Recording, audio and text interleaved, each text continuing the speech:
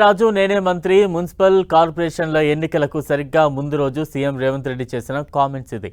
చెప్పిన సందర్భం వేరే అయినా ఆ డైలాగ్ ప్రత్యర్థులకు డాల్బీ సౌండ్లో వినిపించేలా పురపోరు రిజల్ట్తో కొట్టి చూపించారు.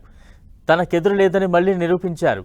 ఎలక్షన్ ఏదైనా అదే దూకుడు, పల్లెైనా పట్టణమైనా ఒక్క అడుగు వెనక్కి తగ్గడు. స్ట్రాటజీలో అస్సలు మార్పే ఉండదు.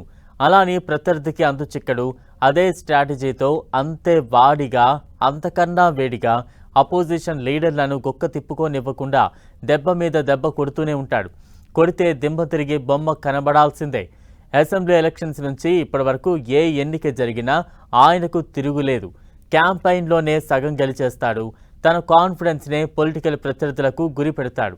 బుల్లెట్ లాంటి డైలాగులు పేల్చినా, చురకత్తుల్లాంటి స్ట్రాటజీలను దూసినా అల్టిమేట్గా బ్యాలెట్ బాక్సులు 3 రంగుల జెండా పార్టీ పేపర్లతో నిండిపోవాల్సిందే. ఈవీఎంల మీద కాంగ్రెస్ బటన్ అరిగిపోవాల్సిందే. 2018 అసెంబ్లీ ఎన్నికల తర్వాత ఏ ఎలక్షన్ జరిగినా రేవంత్ రెడ్డి పెద్దగా మార్చిన స్ట్రాటజీ ఏమీ లేదు. కానీ ప్రత్యర్థులకు మాత్రం చుక్కలు కామన్. కాంగ్రెస్ గెలుపు సంబరాలు కామన్. అలాగే నడుస్తోంది. పొలిటికల్ హిస్టరీలో ఎప్పుడూ లేనట్టుగా పంచాయతీ ఎన్నికల్లోనూ, సుడిగాలి ప్రచారం చేసి పార్టీ గుర్తులు లేకుండా జరిగే ఎన్నికల్లోనూ తమ పార్టీ మద్దతుదారులకు పట్టం కట్టించారు రేవంత్ రెడ్డి. అదిరిపోయే రిజల్ట్తో కాంగ్రెస్లో జోష్ నింపారు. సేమ్ అదే రిజల్ట్ మున్సిపాలిటీ కార్పొరేషన్ ఎలక్షన్స్లోనూ రిపీట్ అయింది.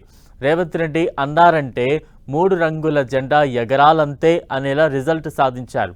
ఈ రిజల్ట్తో రేవంత్ రెడ్డి సైలెంట్గా మనల్నెవడ్రా ఆపేది అనే డైలాగ్ను అపోజిషన్ పార్టీ ఆఫీసుల్లో రీసౌండ్ వచ్చేలా కొట్టారు.